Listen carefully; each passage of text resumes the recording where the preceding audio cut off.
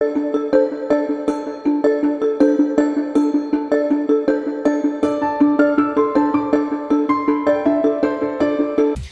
milite pour l'emploi et l'entrepreneuriat des jeunes et lutte contre le terrorisme. Des facteurs clés de la vie d'un humain, mieux les jeunes, pour qui Francine Muyumba fait un plaidoyer dans son quotidien, ce à travers le monde, raison de ses multiples déplacements. C'est ainsi qu'en fin du mois de février et début mars, la présidente de l'Union panafricaine de la jeunesse a séjourné au Niger, Zambie et Zimbabwe. Au Niger, au moment où le terrorisme menace l'Afrique, notamment dans sa partie ouest, sous le haut patronage du président nigérien Mamadou Issoufou, le Conseil national de la jeunesse du Niger, en partenariat avec l'Union panafricaine de la jeunesse UPJ et d'autres partenaires, ont organisé à Niamey un forum international des jeunes sur la sécurité, la paix et le développement. Forum qui a réuni plusieurs jeunes leaders africains avec comme thème paix et sécurité dans le Sahara et le Sahel. C'est le Premier ministre représentant personnel du chef de l'État nigérien qui a ouvert officiellement les travaux. La clôture intervenue un jour après a connu la participation du ministre de l'Emploi et du Travail de ce pays. L'un des moments clés de ces assises fut la remise par l'UPJ du prix de la jeunesse africaine pour la paix dédié au président Issoufou Mamadou en guise de reconnaissance pour tous les efforts qu'il a fournis dans la recherche de la paix sur le continent africain, a expliqué la présidente de l'UPJ dans son adresse, insistant à nouveau sur la lutte contre le terrorisme. À travers cette distinction, nous lançons un message pour l'encourager avec ses pairs africains à mutualiser les efforts pour anéantir le terrorisme, qui est un combat de civilisation.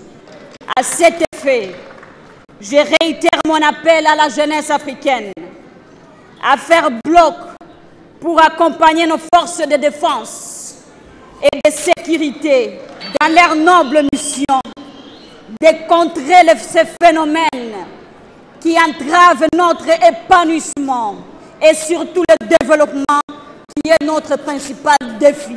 Excellence, Monsieur le Premier ministre, chers jeunes leaders, la menace que constitue Boko Haram et les autres groupes terroristes tels que le Chebab, le FDLR, la LRA, les ADF Nalou ne peut qu'être anéanti que par un engagement et le courage de jeunes.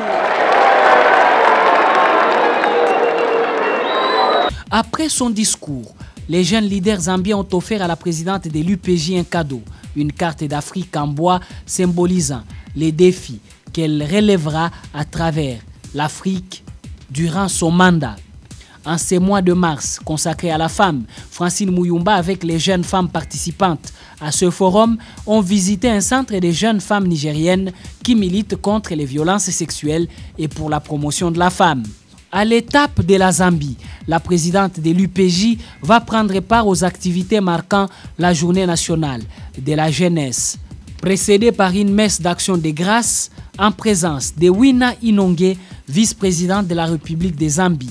Et à la clôture, le 12 mars, lors d'une cérémonie à la place de l'Indépendance devant l'hôtel du gouvernement, Francine Muyumba va aux côtés des autorités zambiennes et diplomatiques rendre hommage par le dépôt des gerbes et des fleurs aux jeunes ayant donné leur vie pour la libération de la Zambie avant d'assister au défilé prévu pour la circonstance. Au premier rang, le premier président et père fondateur de la République zambienne, Dr Kenneth Kaunda, qu'il avait reçu un jour avant. Toujours en Zambie, la présidente de l'UPJ va échanger avec les membres du Conseil national de la jeunesse, les jeunes leaders, mais également les jeunes de l'Association nationale de jeunes pour la population et le développement. Les questions vont tourner autour des problèmes qui touchent la jeunesse, en interne et en externe, en vue des solutions, et surtout de l'agenda 2063 de l'Union africaine et l'agenda de développement post-2015 des Nations Unies. Des entretiens, Francine Muyumba en a également eu avec le ministre de la Jeunesse ainsi que celui des Affaires étrangères de la Zambie pour un plaidoyer de soutien diplomatique en faveur de son secrétaire général adjoint pour l'Afrique australe, poste octroyé à la Zambie. La formation professionnelle étant aussi la clé pour l'épanouissement de la jeunesse, la présidente de l'UPJ va s'imprégner du fonctionnement des centres de formation et appeler les jeunes à la conscience. Dans l'un des centres, elle va être surprise de s'être assise aux côtés d'une jeune fille congolaise de la RDC, alors qu'au départ, Francine Muyumba l'avait approchée au hasard en vue de l'encourager quant à la formation qu'elle suit en coupe-couture.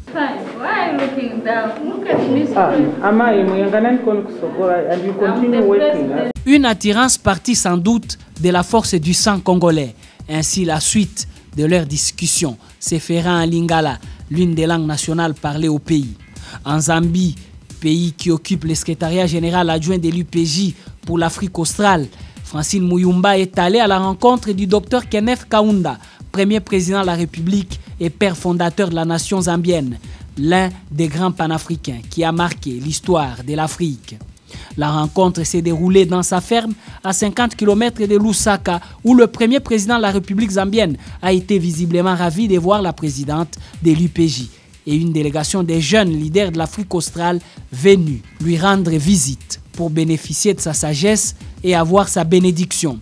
C'est ainsi qu'il va les bénir tous, en commençant par la présidente de l'UPJ, puis son secrétaire général adjoint, le Zambien Dali Tsombewe, ainsi qu'une délégation des jeunes leaders zambiens et namibiens. Occasion pour Francine Muyumba de lui rappeler combien il était un modèle pour la jeunesse africaine, notamment de par le rôle qu'il a joué pour aider d'autres pays africains à accéder à leurs indépendances. La présidente de l'UPJ va également recevoir les encouragements, elle qui marque un pas historique en étant le premier responsable de l'Union panafricaine de la jeunesse à visiter ces grands baobabs d'Afrique. Il est parmi les grands panafricanistes. On n'a qu'à recevoir le conseil des aînés pour savoir comment gérer toute cette jeunesse africaine et aussi acquérir un peu quelques sagesses dans tout ce que nous allons faire pendant notre mandat.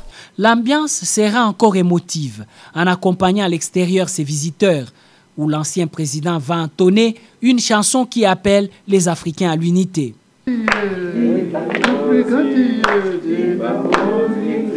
Avant son départ, Francine Muyumba a exprimé sa gratitude dans ce livre des archives. Une façon pour elle d'écrire à jamais son nom dans l'histoire de la vie de ce panafricaniste qui, de toute sa vie, a toujours défendu les valeurs africaines.